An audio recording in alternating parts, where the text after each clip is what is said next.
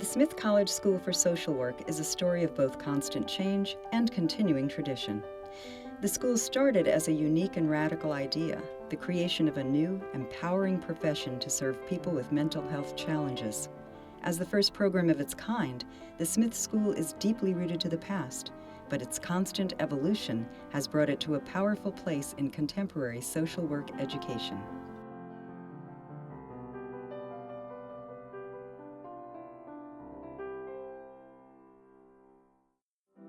The idea of a school to teach women to practice psychiatric social work emerged during the early part of the 20th century. In the late 1800s, women built settlement houses in cities like Chicago and New York to assist immigrants.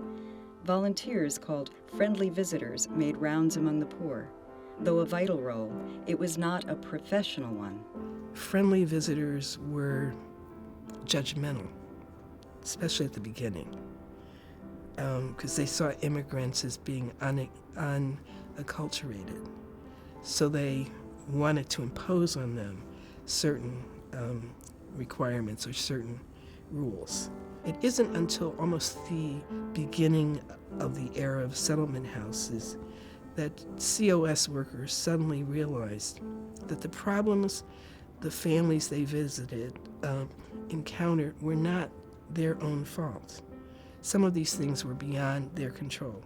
When people thought of mental health in those days, it was mostly in terms of people who were mentally ill, really crazy. And it was a kind of derogatory category. Clifford Beers and the mental hygiene movement were interested in detoxing the term mental illness or mental disorder or emotional distress and making it more acceptable. And the word hygiene was used as if there was something dirty in your mind that needed to be cleaned out. And later on, that was changed to mental health instead of mental hygiene. Gradually, it became clear that mental health was a burgeoning issue in American society, steadily growing into a crisis. America's entry into World War I resulted in the epidemic known as shell shock. Thousands of traumatized soldiers desperately needed help. More mental health practitioners were necessary, and they had to be trained. Against this historic backdrop, Mary Cromwell Jarrett, the chief of social services at the Boston Psychopathic Hospital, advocated her revolutionary vision to establish an institution to train women to become psychiatric social workers, schooled in the emerging field of psychology, who could deal with the mental health emergency of war. Jarrett shared her idea with E.E. Southard, the hospital's director. Mary Jarrett was this legendary force of nature. She was a powerhouse, a workhorse. She had this strong voice for social justice and what she saw as the place of women in mental health treatment. She was already running a program at Boston Psychopathic Hospital that had an internship program. Through Jarrett's urging and orchestration, in April 1918, Dr. Southard met with W.A. Nielsen, the president of Smith College, in an urgent meeting at Grand Central Station in New York City. Out of their meeting came an agreement to create a program on the Smith College campus during the summer months to train women to provide psychiatric services to returning service members. I teach the Beyond Combat class I have for the past 6 years, and so I prepare students to go and work in the VAs and different communities that will service our veterans and their family members. Smith is fulfilling a need in society where we have soldiers who are going out protecting our country and coming back and maybe not having access to the resources that they need. How I came to the college was through a veteran scholarship, which I know of no other college that does that, a full scholarship for veterans. Everybody was really supportive. I really learned a lot about myself, a lot about my war experience, and most of all, I think I really learned how to integrate myself back into the community, not only as a clinician, but as a person returning from such an intense experience. But the initial idea for the all-female school was controversial.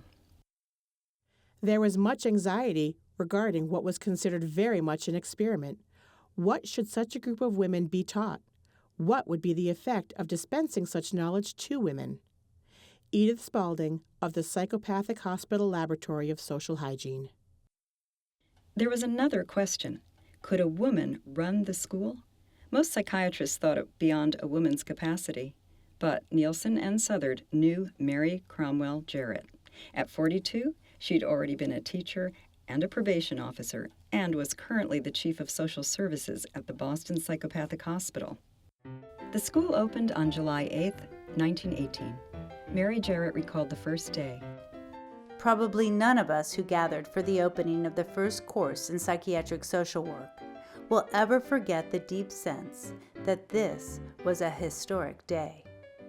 We believed that our influence would radiate and that many other courses in psychiatric social work would be patterned upon our experiment. One of Jarrett's radical innovations was called the block program. The block program, it basically, you don't take classes and your internship at the same time. Here you come during the summer for 3 summers in a row. You're taking 10 classes each summer, and which is it's intense. It's almost a whole year's worth of classes in one summer in 10 weeks. You go from the classroom learning about a concept and having a great discussion to having, breakfast, lunch, and dinner conversations with people. And so that immersion program is, you eat, think, sleep, dream, social work. And then during the traditional school year, you're actually interning 30 hours a week. You begin to identify more as a staff person. So you're taken somewhat more seriously, given somewhat more responsibility and probably somewhat more support. Because also being there 5 days means you're also helping to deal with crises and things that happen over time that has nothing to do with being a student. When you're in the block program, you build that theoretical foundation, and then you build that practice foundation next. From the beginning, it worked. After the first summer, Southard wrote Nielsen, "The fact that our Smith College products are now being so eagerly taken up by hard-headed military officers who ordinarily do not want women butting into their military affairs is greatly encouraging to me as a sign of progress in mental hygiene." The school's success convinced the college's trustees to permanently establish it. The Smith Training School for Social Work was born. The experimental summer program was so successful, it was impossible to abandon it, said Nielsen. The talented Mary Jarrett was the strong-willed associate director and the school's driving force. But behind her back, she was labeled "Impossible" and "hard as nails." She clashed with the male director, Everett Kimball, who eventually pushed her out. But Kimball hired an equally powerful replacement, a student from Jarrett's initial class of 1918, Bertha Capon Reynolds, who would become one of the most influential women in the history of social work. Reynolds was dynamic, iconoclastic, and entirely unique. She soon focused on the role of structural oppression in daily life. We were blinded to the effects of poverty, race discrimination, and the like, and only saw the failure of parents with their children. Reynolds believed that catastrophes like war and poverty were symptoms of larger social forces. For her, social work could not just be about individual patients. It should help to change society itself. Bertha Capon Reynolds was a Marxist, and as such, she believed in a structural analysis of whatever problem a client presented. She was very concerned and upset that at the school there at one time was an emphasis on pathologizing clients. And she felt if you could do a structural analysis, you would no longer pathologize the client. You would see the larger factors that are impacting on the client's behavior and the client's situation. And so we say that all young people are at promise. They're not at risk. I'm gonna pair you guys up with a partner, and I want you guys to talk about why it is that you guys make music. Definition of the word be ITCH, man, I pray till the day that word is erased and replaced with beautiful queen, y'all know what I mean? I'm still a teen and I got plenty of dreams. Because hip hop as a culture is an example of a community-defined strategy to wellness, right? And so when we look at our young people, their families, and the communities that we serve from a strength-based lens, from an asset-based lens, then it shifts the relationship that we enter into, right? And so this is what my education at Smith really inspired, this type of thinking. Reynolds created a tradition of innovation and activism. She established and taught Plan D, the first course to train people to teach social work. And then she led a campaign to unionize Smith employees. In a letter, she pushed Everett Kimball to open up the school to African Americans. It is for the good of the school to deal with the Negro applicants just as we do with any of our own race. The worldwide problem of race are among the most vital and pressing for the world to solve. I don't want us to be cowardly or to turn away to other schools any well-qualified student who have a perfect right to apply. I seem to hear you say, damn it, but it's true. In the end, Reynolds' radical activism was too much for Everett Kimball, and so in 1938, he fired Bertha Capon Reynolds as well. For decades, Reynolds was blackballed by the largely male academic community. Somewhere, a door blew shut, she wrote. It was only in the 1960s that her reputation was resurrected, and she was welcomed back at the school's 50th anniversary in 1968. Today, Jarrett and Reynolds are recognized as founding mothers, giants who developed radical ideas, training women to be psychiatric social workers, creating a unique block program, tying a patient's psychiatric well-being to social context. Within the profession, their legacy is profound.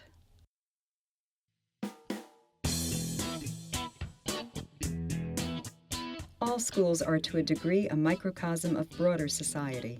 By the 1960s, critics claimed that casework was irrelevant to America's basic problems. Now, what were the hot issues in the 60s? Well, first of all, there was Vietnam. There were problems with housing, health, education, and civil rights justice. These were serious urban problems, and I wanted the students to be not only observers, but to the extent possible, participants. The school, like America, was changing. The program that had once been a kind of women's revolution now considered accepting men. As you know, Sophia Smith was the founder of Smith College, and it was for women, not for men. The founding charter was reinterpreted, and I felt a big sigh of relief because it's important that men have a chance to become social workers as well as women. In 1964, the first men matriculated in this school for social work. Attending Smith is one of the rare opportunities that a male student might have to be in an inverse of society. They are suddenly the minority. That's a wonderful opportunity for them to learn from that and maybe apply it to the experiences of patients that they work with. There were more transformations to come. For years, faculty and students grappled with the complex issue of diversity. How to create a school that reflected the racial and gender mix of America itself. In 1976, Dean Catherine Gable led the effort to broaden the school's mission. Students formed a gay-lesbian alliance, and Smith became the first social work school to adopt a deliberately diverse sexual orientation. Dean Gable then initiated a commitment to combat racism. Minorities formed the Council for Third World Students, which later became the Council for Students of Color. But despite the growing attention to diversity, there were still real challenges. Although President Johnson's Great Society brought new legislation to provide much-needed funds to recruit and retain minority students, by 1982, federal financial aid funding was deeply cut. The percentage of black high school graduates going on to college had dropped precipitously, and the impact was felt hard in the recruitment of minority students. Ann Hartman became dean in 1986. When I took the job, there was one black student, and I had a fit. I mean, it's just impossible. With Mary Dunn, who was the president when I was a dean, and we invited every African-American graduate of the school back for a 3-day meeting, conference, celebration It was fantastic. And from then on, of course, they began to recruit students, and within no time at all, we had 20 or 30 African-American students. And again, we're in a society where the default is still a racist default. And that means that whatever progress we make is always something we have to be vigilant about, because the default will always, it's like the center of gravity keeps pulling us backwards. Where the key at? Where the key at? Where? Yeah, no, where the key at? Yeah, hey, where the key at? It's Smith's commitment to social justice, to becoming an anti-racist institution, and all those conversations that really started to inform how do I not just become a mental health provider, but actually provide services in a way that are respectful and equitable, and to create opportunities for communities to be empowered to help and heal themselves.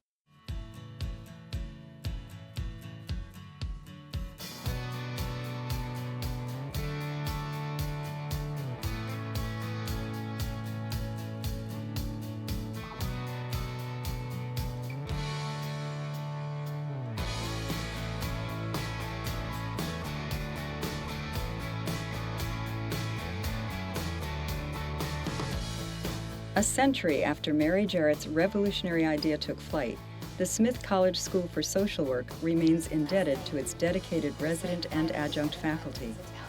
It is because of these exemplary scholars that our students have excelled in the classroom, in the field, and as independent clinicians and researchers of the highest regard.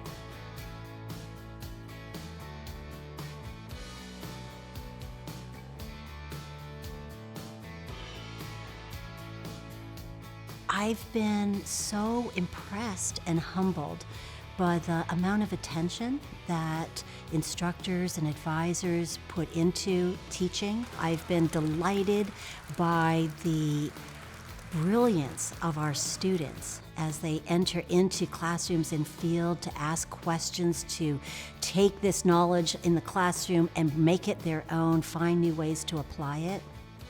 Having our voice, if it's modulated with both progressive values and theory about program and what works and how you help individuals, groups, and communities, there's nothing more powerful than that. And there's no other profession that's more powerful than doing that than we are. It began with that one-on-one experience I had in that graduate class with a Smith alum.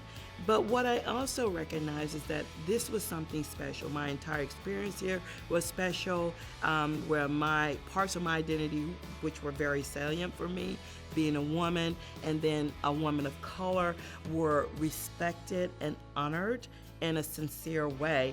And I always get weepy because that is true for me. They saw me. Since Mary Jarrett recruited the first cohort in 1918, the Smith College School for Social Work has graduated over 7,500 students, clinical social workers and researchers who have empowered change in the lives of scores of individuals and families. On the threshold of its second century, the school stands firmly on the foundation set by its pioneering founders. With uncommon leadership and faculty determined to effect change throughout entire systems, the school will continue to strengthen its world-renowned programs to prepare the visionary social work leaders of tomorrow.